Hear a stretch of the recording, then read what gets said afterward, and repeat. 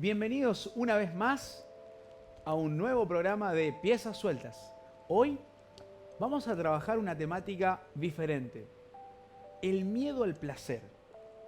La pieza que vamos a intentar acomodar es aquellas personas que le cuesta o que no pueden, por mandatos socioculturales, por sensaciones de culpa, que no pueden disfrutar de la vida, que no se pueden dar el gusto, que están sumergidas en el trabajo, sumergidas en los quehaceres domésticos y que quizás no se toman esa licencia para poder disfrutar de la vida.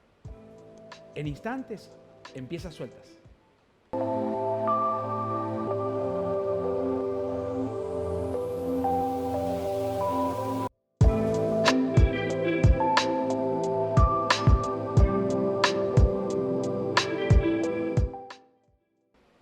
El miedo a disfrutar, el miedo al placer, el miedo a poder pasarla bien independientemente de lo que hacemos, de nuestra rutina, el cortar esa semana, ese tiempito que nos tenemos que tomar para poder estar en armonía en una situación de bienestar. Bienvenida Nair, bienvenido Fabián. Hola Gastón. ¿Cómo están? Todo bien, Gastón. Y qué temón, y qué abarcativo también, porque encierra una cantidad de cosas, es muy amplio. Podemos hablar del trabajo, de la vida misma, del sexo también. Y me parece que todos por ahí, con la rutina y con lo que vivimos día a día, pasamos por estas situaciones, ¿no? Lógicamente, porque fíjate que la palabra ya miedo. ¿El miedo qué es? Eso ya es, a ver, de entrada es como una suposición contra una contradicción. Decís miedo al placer. Bien. Estamos hablando de sensaciones que en teoría son totalmente contrapuestas, totalmente distintas. Y ahí es donde vos decís, ¿cómo puedo tener miedo a disfrutar? ¿Cómo puedo tener miedo a sentir placer? Y no estamos hablando solo a nivel sexual, sino hasta lo más banal, ir a tomar un helado, ir a darme un gustito, comprarme algo. Digo, ¿cómo el contexto, distintas situaciones me generan eso? Me llevan a esa situación. Exactamente. Primero tenemos que definir algo. El miedo es una emoción básica. Es una de las emociones más arcaicas que tenemos todos los seres humanos. No hay persona en el mundo que no tenga miedo. Sí. Todos tenemos miedos. Miedo a algo o a alguien. ¿Está? Ahora, esto es muy particular porque es el miedo a disfrutar. Claro. ¿Pero es una fobia, Gastón? ¿Hay alguna fobia que vos digas? ¿Fobia al placer? O sea, me parece mucho, pero puede que ¿existe? se presente. Vos sabés que dentro de las particularidades que nos encontramos, por ejemplo, yo me he encontrado con personas que tenían miedo a tener relaciones sexuales por miedo a enfermarse, por ejemplo. Entonces, en el miedo a la enfermedad, generaba como consecuencia un tipo de fobia que podía se puede leer como fobia o como quizás porque lo que predomina es el miedo, claro, pero que también tiene que ver con algún tipo de paranoia, ¿no? Una persecución, vamos a decir, una sensación de que me puedo enfermar y para eso prevengo. Claro, ¿y cómo prevengo? Inhibiendo mi comportamiento. Claro. Es más una situación inhibitoria en este caso que un condicionamiento propio por la culpa, como vos mencionabas al principio, por ejemplo. Que me dé culpa estar dándome un gusto cuando haya gente en África que esté sufriendo y yo me vaya a cenar y a gastar tanta cantidad de plata en una cena, por ejemplo. Bueno, pero ese es otro caso, Fabi, ¿eh? Ahí mezclaste con otro tema porque ahí, eso es lo que me preguntaba, el miedo a esta persona que, por ejemplo va en el acto sexual. Claro. Esto que vos decís ya es otro punto muy importante, que es el sentimiento de culpa. Claro. Si salgo a disfrutar o me voy de vacaciones, me siento culpable porque mi hijo no va al mejor colegio, me siento culpable porque mi pareja, si yo me compro una ropa que ella no tiene, me siento mal, o como dijiste vos en ese ejemplo muy interesante, ¿no?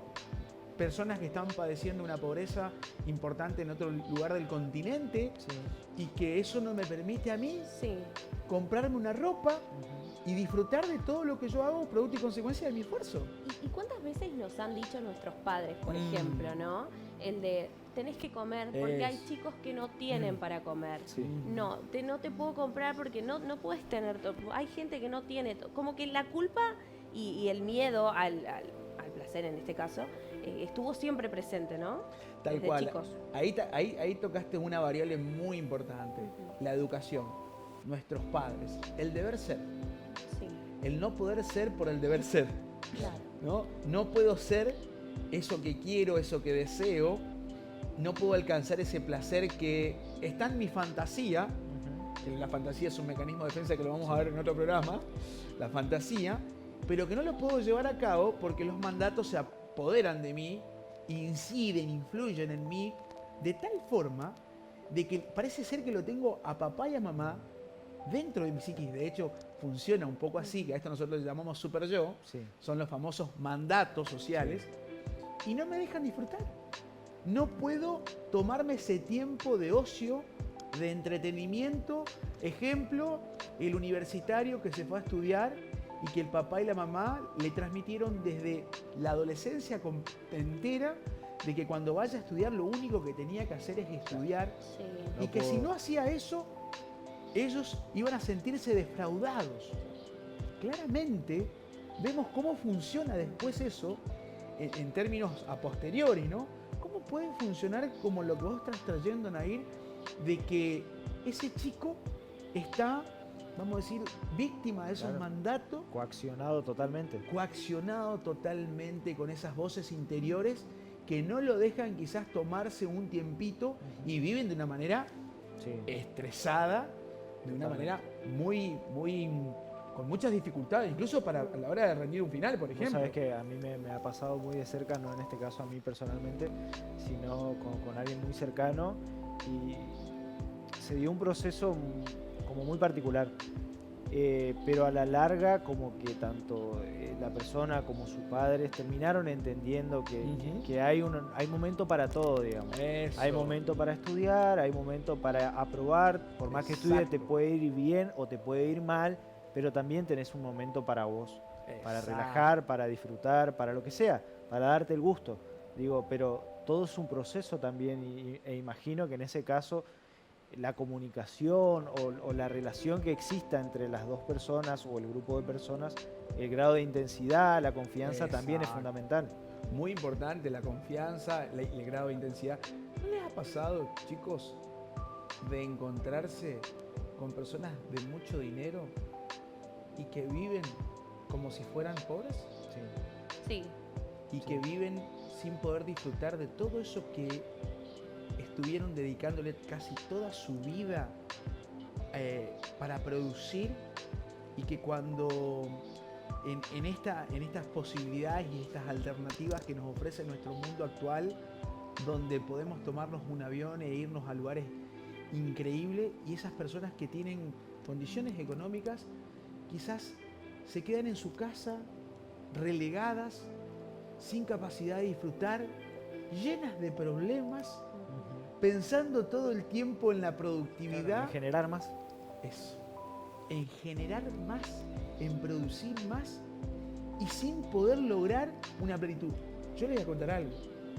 En lo que respecta en la clínica, con la cual sostengo a diario, me encuentro con muchos casos así. Con muchas personas que no pueden ser felices.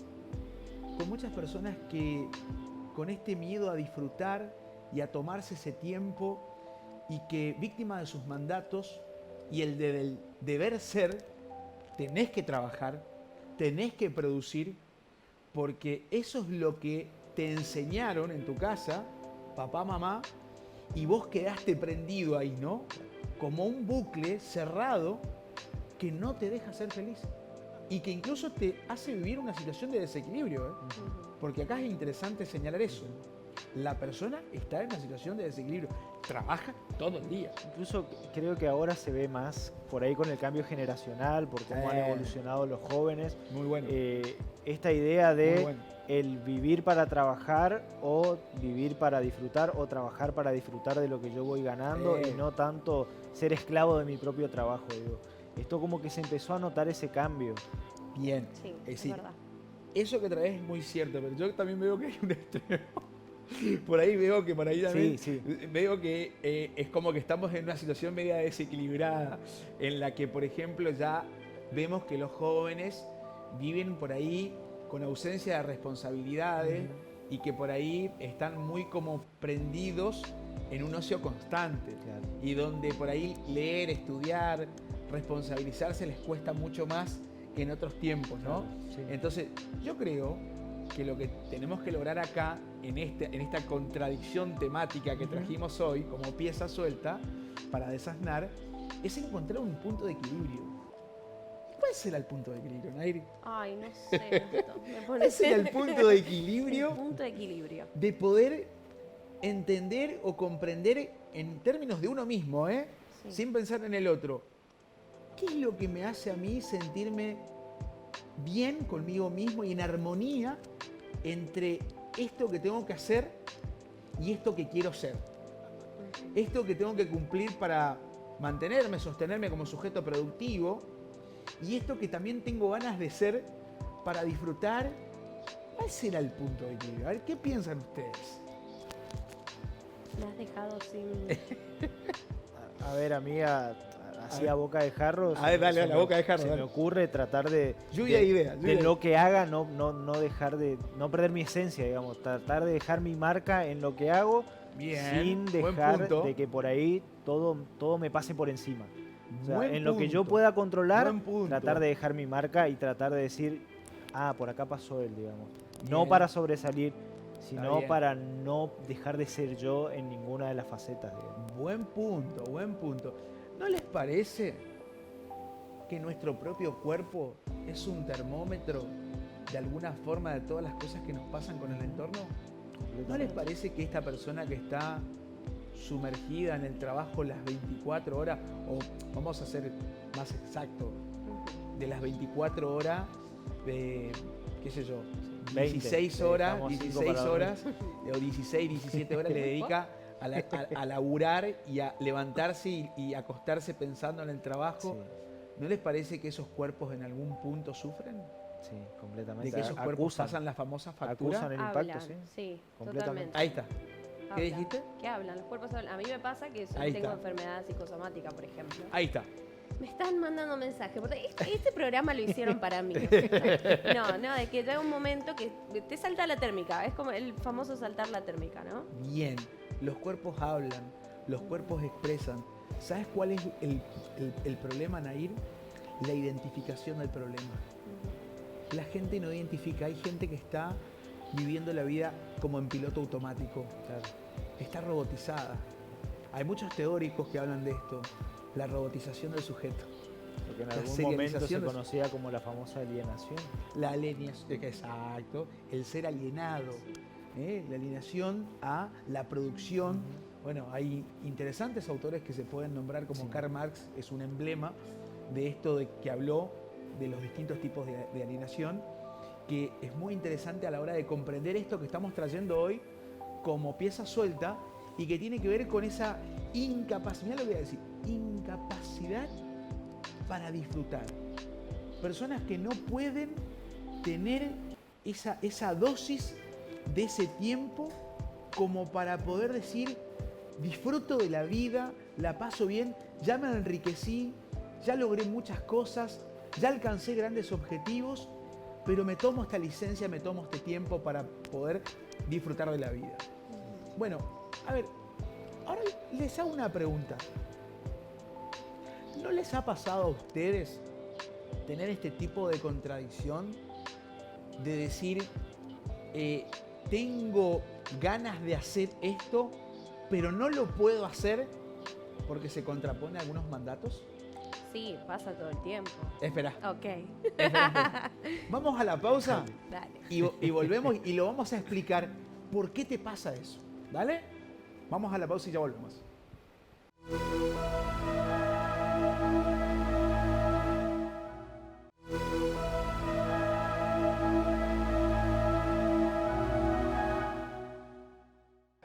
Como lo habíamos dicho antes de la pausa, le pregunté a Nair y a Fabián, ¿no les pasó alguna vez de encontrar esta contradicción del miedo a disfrutar con sus vidas personales y Nair desesperadamente quiso decir algo.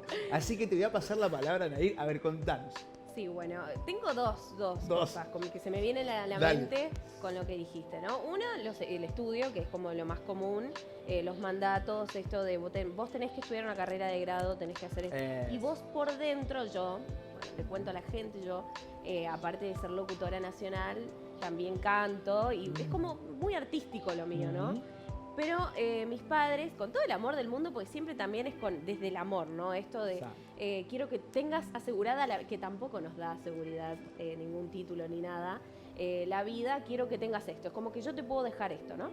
Y era como reprimir lo que a vos te estaba pasando por dentro, ¿no? Esto de querer ser artista, de querer ir por otro lado, pero tener que dejarle esto otro a tus padres, ¿no?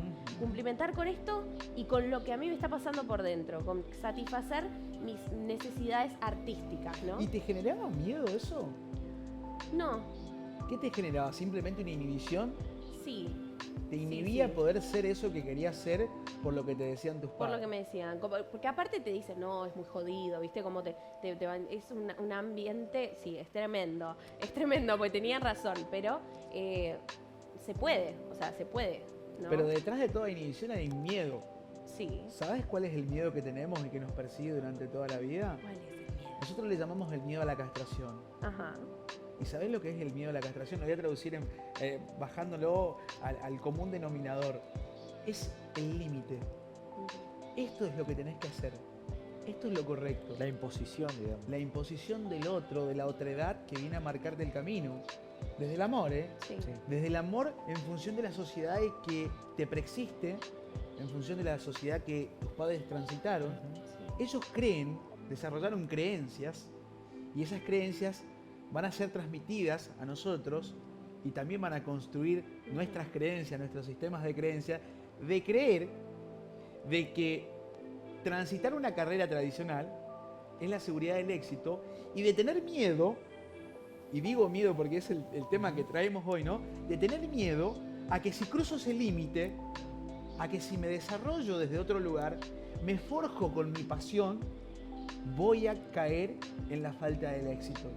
No voy a estar dentro de ese canon socialmente aceptado y eso que me inculcaron mis padres.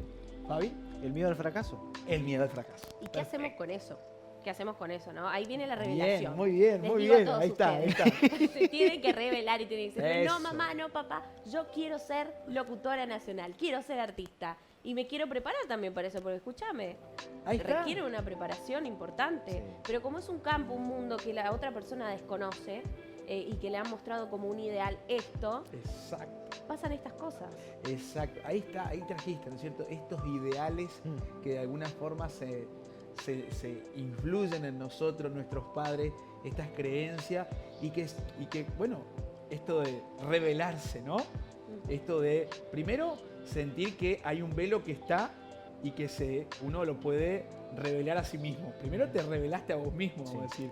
Vos descubriste algo, te sacaste el velo que te pusieron y te hicieron creer de que ser abogada o ser contadora o ser médica era lo mejor que te podía pasar, hasta que te descubriste a vos misma.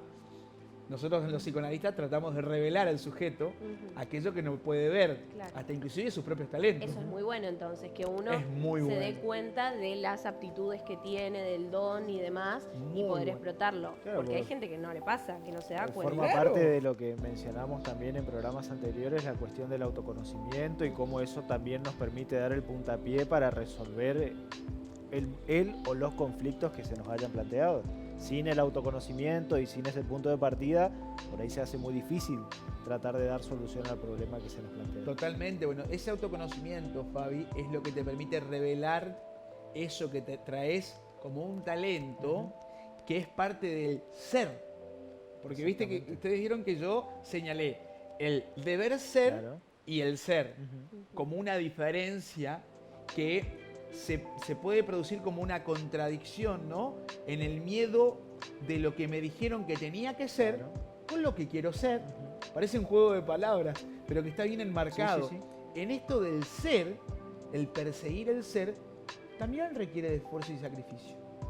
Muchas veces tenemos que ceder, resignar, en pos de ese objetivo, muchas veces tenemos que luchar en pos de eso que se reveló ante nosotros y que vos te diste cuenta que ser locutora era lo mejor que te podía pasar, cantar es el lugar donde fluís y que ese miedo que te atrapaba lo pudiste enfrentar, porque de eso se trata, de enfrentar esos demonios, esos fantasmas. Nosotros hablamos del fantasma.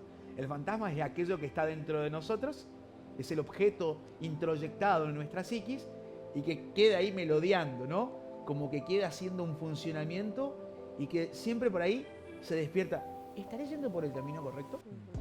Es lo que comunicacionalmente se conoce como mediaciones. Lo que a nosotros nos va interpelando de alguna manera y nos va transformando y llevando por ese camino. Uno es como es a través de lo que consume, por ejemplo. Exactamente. Otra de las cosas que se me vienen a la mente, ¿no? Es esto de los que no han puesto en la cabeza, ¿no? Tanto nuestras madres, sobre todo, nuestros padres también, porque hay como una construcción un poco machista sobre la sexualidad. A ver. ¿No? De que la mujer tiene que ser de determinada manera, que una mujer que le gusta vivir su sexualidad es una mujer de cierta forma, por ejemplo.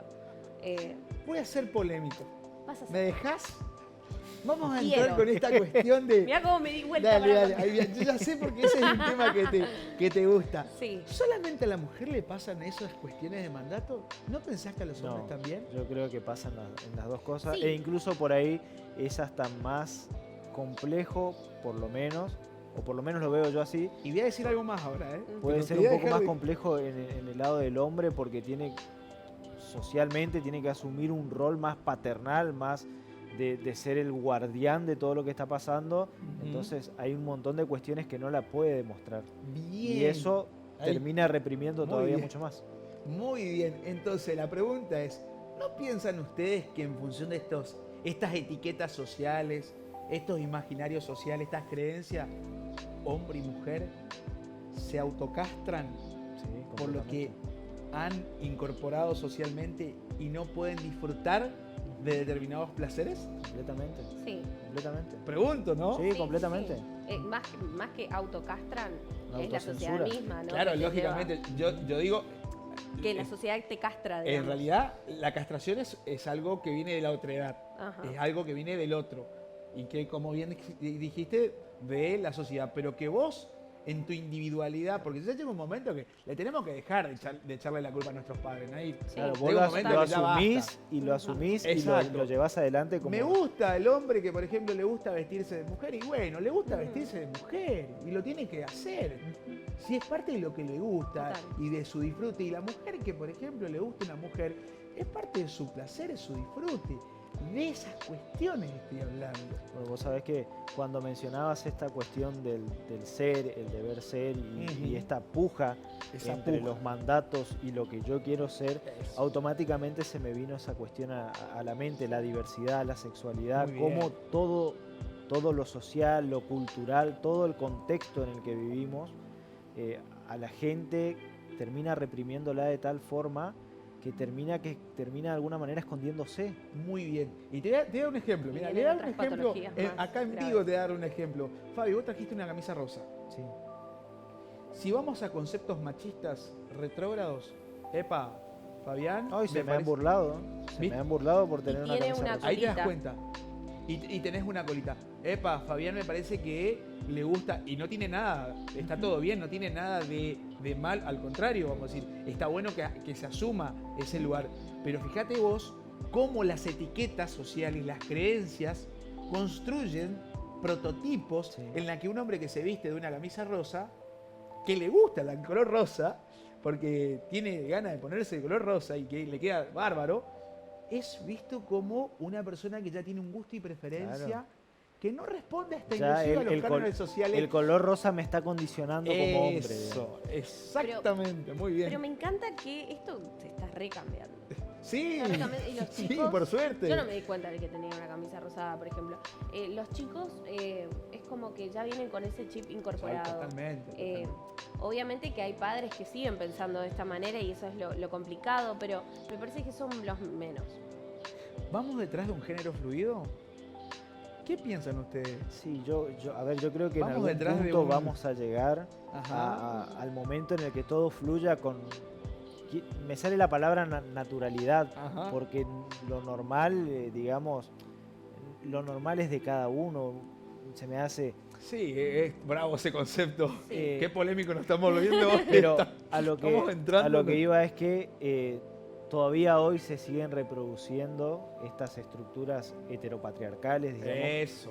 que terminan condicionando Correcto. y terminan reproduciendo justamente el discurso que termina reprimiendo, que termina generando todo un montón de problemas a las otredades, a las diversidades, y que nunca le terminan dando lugar a su ser, digamos, por el deber ser automáticamente impuesto. Es cierto, hay una cosa que nosotros no podemos omitir, que estamos dentro de una sociedad y que en esa sociedad tenemos que convivir. Claramente. Dentro de la convivencia hay normas, reglas que tenemos que cumplir. El concepto normal dentro de la psicología, que es ustedes saben que es la profesión que abrazo y con mucho gusto y pasión, siempre fue un concepto tan polémico, de tanto debate. ¿Qué es Claro. lo normal, no? Claro, por eso yo ¿Qué cuando es eso? usé lo normal quise hacer referencia a lo subjetivo, digamos. Lógico, O sea, lógico, sí. para mí ser normal es ser como yo soy. Pero si vos sos Eso, como ahí vos está. sos, no sos anormal para mí, digamos. Sos Eso. como sos, es tu esencia y sos así. Y Bien. no por eso sos peor, mejor o distinto a mí. Ahí está, perfecto, Fabi, me encantó tu definición. Sin que vos afectes al otro, Claro. está todo bien. Mientras vos no afectes al otro, con lo que vos venís a traer como sujeto, como ser, como persona, está bárbaro. Porque hay una cosa que también hay que señalar. Hay veces que lo que somos por ahí afecta al otro. Sí. Si yo, por ejemplo, soy una persona que me gusta ser violento, suponte, y ejercer la violencia, lógicamente que va a afectar a otra persona. Es decir, la violencia, si vos te la haces a vos mismo o con un otro que, vamos a decir, congenia con vos, comulga con vos, está bárbaro. Mientras sea consensuado, Claro. que lo hablamos en los programas anteriores, Sí. el tema del sadomasoquismo, que va a ser un tema para más adelante, bueno, está bárbaro. Pero cuando el otro no congenia y no El tema es la comulga, imposición. ahí está. Ahí es donde tenemos que lograr puntos de consenso, tener la capacidad de saber hasta dónde uno puede ir, ¿no? Porque esta cuestión de la construcción del concepto normal, por ahí es una construcción más bien sociológica, ¿no? Exactamente. No sé qué piensan ustedes. Y se me viene también cuando hablabas de eso, las diferentes aberraciones, ¿no? Ujú. Que como la pedofilia y demás, que también está como... Pero fíjate vos, Nair, que cuando hablas de eso, hay religiones que una niña a partir Sí. de la primera menstruación está preparada para poder tener relaciones sexuales. Exactamente. Sí, sí, Y para sí. nosotros es una cosa Inconcebible. vamos a decir, inconcebible. Ujú. Es rechazable, repugnante, es algo que no lo podemos conseguir desde ninguna óptica. Entonces, en ese sentido, ¿no? Como por ahí las sociedades se construyen en función de ciertos mandatos y ciertas premisas que nos preexisten y que nos definen como sujetos. Y ahí es que entran en juego estas contradicciones que tienen que ver con esto del disfrutar, ¿no? Del poder ser. Qué interesante eso, ¿no? Sí. El poder ser. Yo creo que es uno de los desafíos de la vida. El gran desafío. Y vamos a eso, yo creo, sí, que vamos a eso. Yo creo que también vamos a eso y esto del poder ser, porque hay una diferencia en esto del deber ser y el ser. Fíjate vos, como nosotros decíamos, ¿no? Los mandatos que nos imponen nuestros padres y nosotros que en el transcurso de la vida empezamos a vivir cosas con el entorno y que empezamos a descubrir esto que se revela ante nosotros, el ser locutor, el ser psicólogo. Yo cuando dije que quería ser psicólogo me miraron en mi casa y me dijeron, no, Gastón, tenés que estudiar medicina. Sí. Pero ¿por qué si no? Porque, ¿sabes qué? Vas a morirte de hambre, va a ser una profesión que no te va a dar de comer. Y hoy la verdad que agradezco unas mejores decisiones que tomé en mi vida y creo que uno marca la diferencia con la posición que le pone. ¿no? Completamente. Totalmente, Completamente. es así. Así que bueno, gente, una vez más, un placer compartir con usted, un placer que me permito darme el venir acá, compartir con ustedes como ser y para todos los televidentes que nos están viendo, a disfrutar, a tramitar estas contradicciones que se nos pasan en la vida y a tratar de buscarle la vuelta en una situación de equilibrio que nos permita ser sin lastimar al otro, tratando de ser auténtico, tratando de ser transparente y siempre buscando estar en armonía. Nos vemos en un próximo encuentro aquí, en Piezas Sueltas.